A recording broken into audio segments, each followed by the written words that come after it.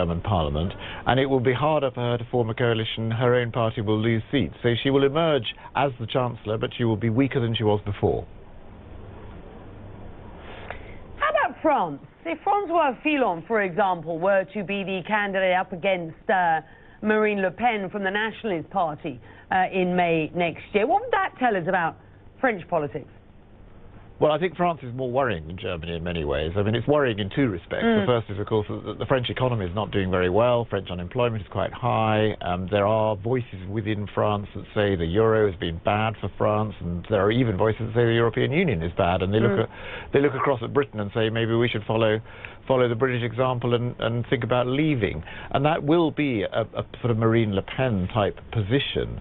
She is clearly going to be in the second round of the French presidential election. You can predict that already.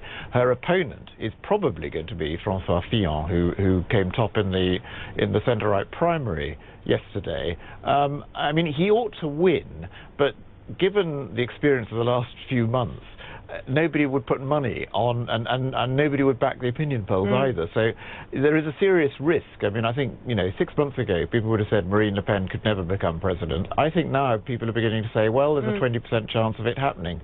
So the French election could be quite concerning for the future of Europe. In less than 2 weeks, as you'll be well aware, John, Italians will vote on a move to drastically cut the role of the Senate and take back powers from regional governments. The vote also seen as a referendum on Prime Minister Matteo Renzi, since he is the main backer of the move and has threatened to quit if it doesn't pass. This follows recent changes to Italian law that guarantees an absolute majority to the winner of parliamentary elections. I mean, how does that fit in to what we are seeing across Europe? And by the way, could this move backfire on Mr. Renzi? And what would the consequences be of that?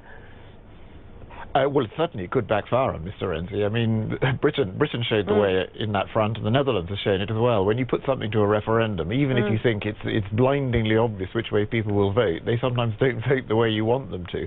So I think Renzi, there is a risk that he will lose this referendum. It's not certain, in my mind, that he will resign if he does, but he has said he might well resign if he loses the referendum.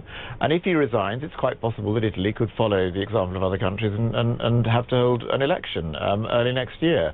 And like other countries, Italy has populist parties. It's got Beppe Grillo in and his group. It's got the Northern League and even the old Berlusconi party. All three of those parties are saying that they think that Italy should leave the European single currency, which would be an enormous step if it happened. So, Italy is certainly part of this unpredictable mix of what might happen.